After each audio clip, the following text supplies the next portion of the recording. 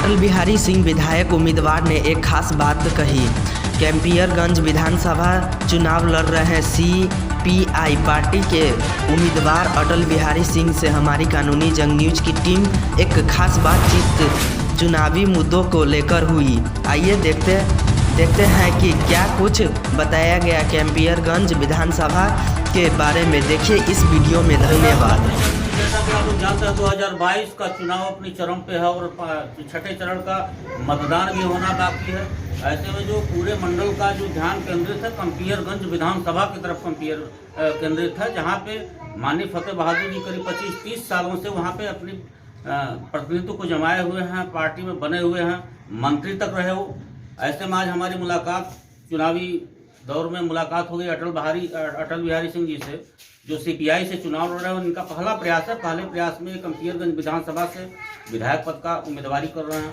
अभी जनता तय करेगी कि 10 मार्च को क्या होना है, लेकिन हमारे कुछ सवाल हैं जो मैं नेताजी से बातें करूंगा। पहले नेताजी आप अपना परिचय बताइए।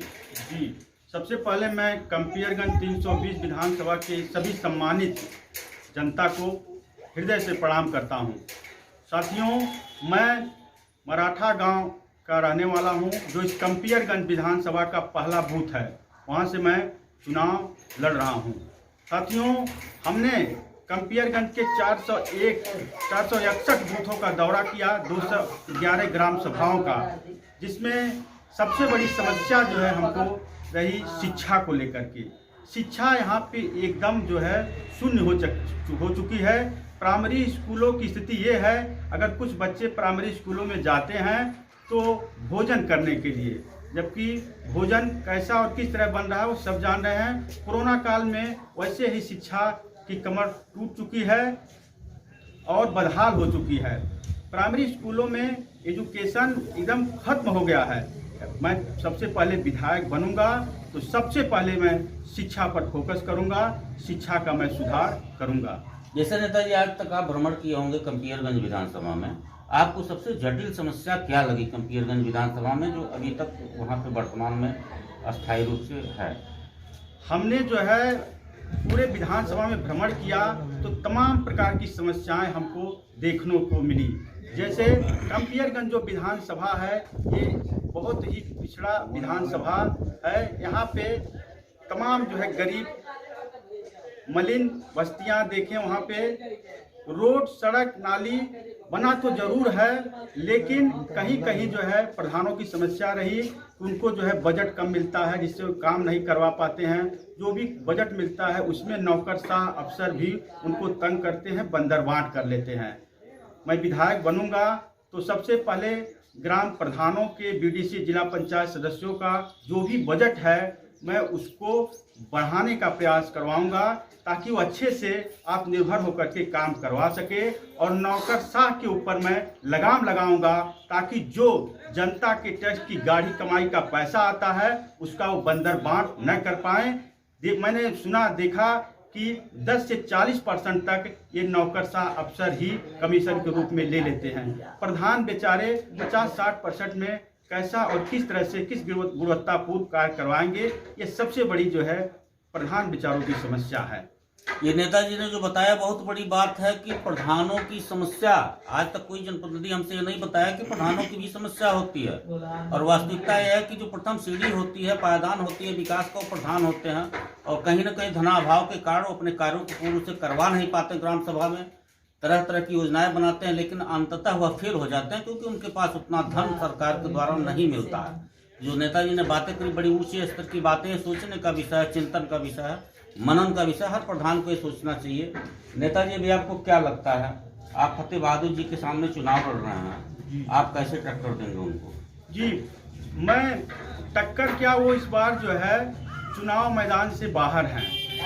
ये जिस प्रकार से जो है कैंपियरगंज विधानसभा में जनप्रतिनिधियों, विशेष रूप से प्रधान, BDC और जिला पंचायत सदस्यों पे जो दबाव है उन पर कि किसी तरह से हमको वोट दिलवाए दीजिए, उनका जो है, या तमाम जो भी चुनाव लड़ रहे हैं सब पैसे के बल पे भौकाल बना करके चुनाव जीतना चाहते हैं। लेकिन कैंपियरगंज की सम्मानित जनता ये मन बना चुकी है कि इस बार भारतीय कम्युनिस्ट पार्टी से ईमानदार प्रत्याशी अटल बिहारी सिंह को भारी बहुमत से जिता करके कंपियरगंज की विधानसभा से लखनऊ भेजने का कार्य करेगी।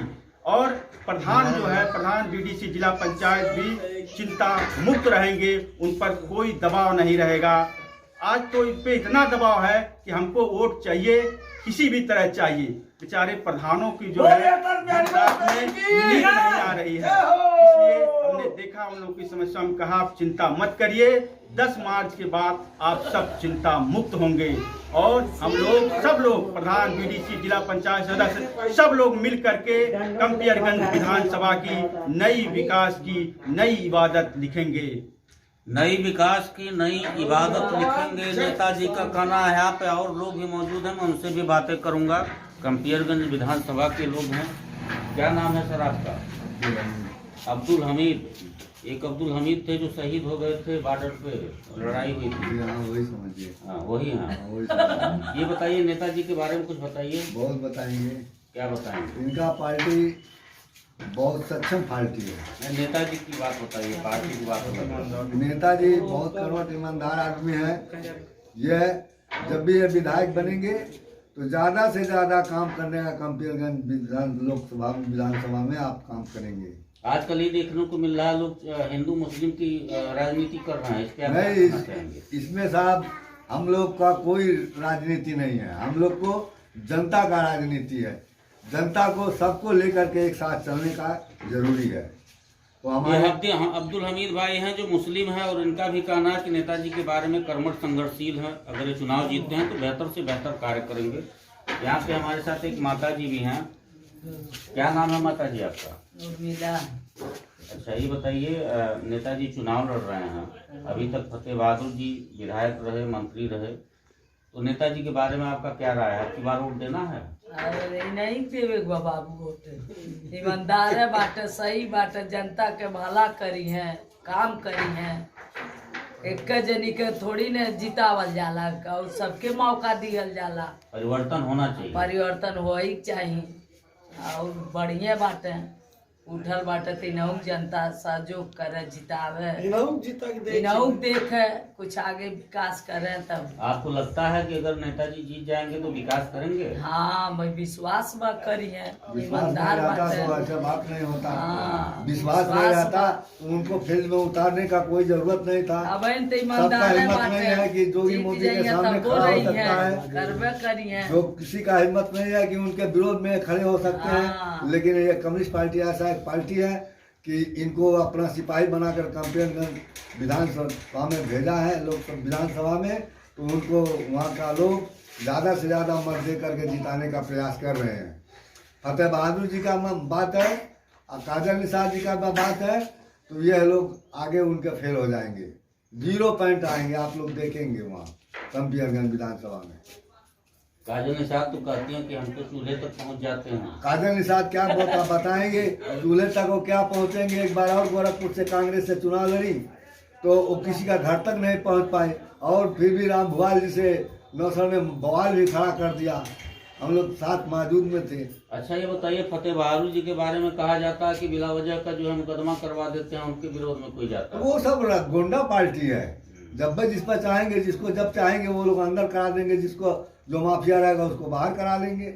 यानी अब की बार आप लोग नेताजी को जिता रहे हैं? हम लोग एकदम बम्फर से जिताएंगे। सारे मुस्लिम भाई लोग हैं? सारे मुस्लिम, हिंदू मुस्लिम सब मिल करके एकदम जिताने का प्रयास में लगे हुए हैं। बिल्कुल हमीद भाई थे। माता जी की बात आपने सुनी कि जो एक वहाँ पे परिवर्तन यहाँ की जनता चाहती है कंपियरगंज विधानसभा की। निश्चित रूप से कहीं न कहीं नेताजी का प्रभाव अपना है कि हर ग्राम सभा में नेताजी का अपना प्रभाव है। कहीं न कहीं प्रधान भी प्रभावित हैं, जो पीड़ित हैं, जो दबाव के अंतर्गत कहीं न कहीं कार्य कर रहे हैं। तो ऐसे में देखना है कि 10 मार्च को जनता क्या तय करती है। बहुत सारे हमारे इनकलाब जिंदाबाद, इनकलाब जिंदाबाद, भारतीय कम्युनिस्ट पार्टी जिंदाबाद, जिंदाबाद, जिंदाबाद। हमारी बातें जो है अटल बिहारी सिंह जी से और माता जी से भी, और भी बहुत सारे लोग हैं। चुनावी सफर चल रहा था, ऐसे में हमारी मुलाकात हो गई।